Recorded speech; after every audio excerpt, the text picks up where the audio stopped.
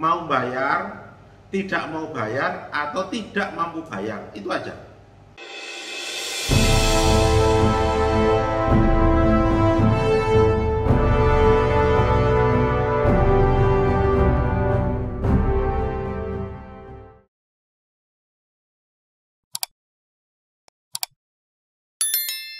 Jadi sebelum Anda mengambil satu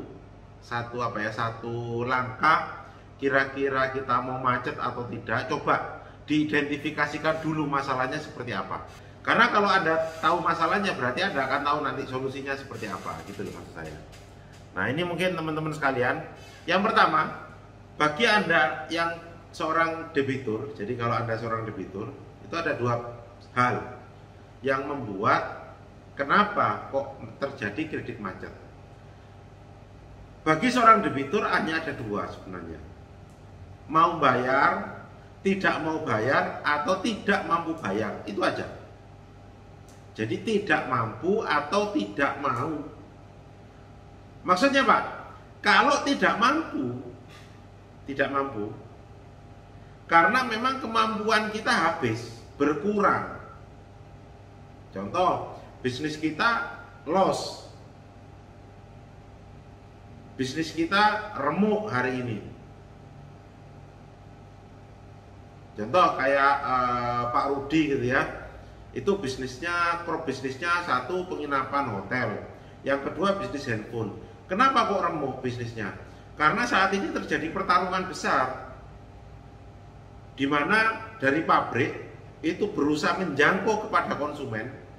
Ini kepada konsumen ya, sehingga harga yang pabrik jual kepada distributor dan direct langsung kepada konsumen itu lebih murah direct kepada konsumen.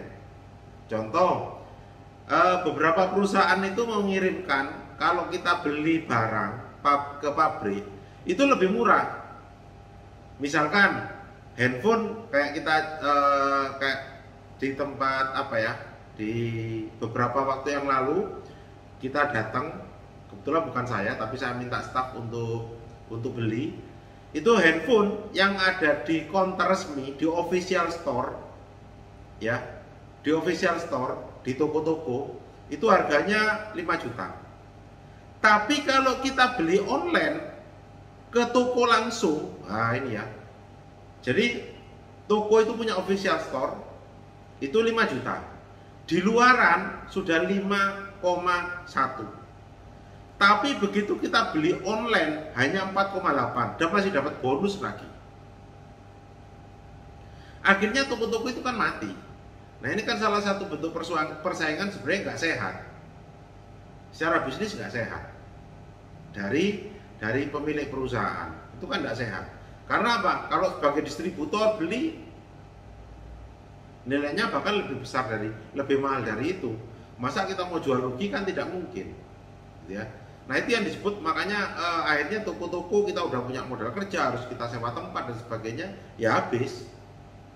Ini kan sebenarnya dari perusahaan kan ingin memangkas rantai distribusi barang untuk sampai ke tangan konsumen secara langsung. Itu. Sehingga kemampuan bayar kita sebagai seorang distributor habis. Itu prinsipnya. Jadi kemampuan kita untuk bayar utang habis. Kemudian kita tidak mau itu sebenarnya gini, kita mampu untuk bayar, tapi kita tidak mau. Karena apa? Kita tidak mau kalau di angka seperti itu.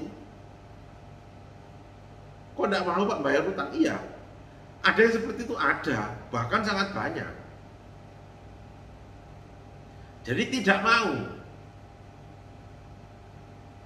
Sebagai contoh Pak, kayak gini nih, Pak JB sebenarnya cash flow-nya masih lumayan bagus. Tetapi kita harus berhitung, kalau hasil dari bisnis saya masih bagus, yang masih bagus ini tak pakai untuk bayar bunga bank secara penuh dalam bentuk KI, maka saya habis.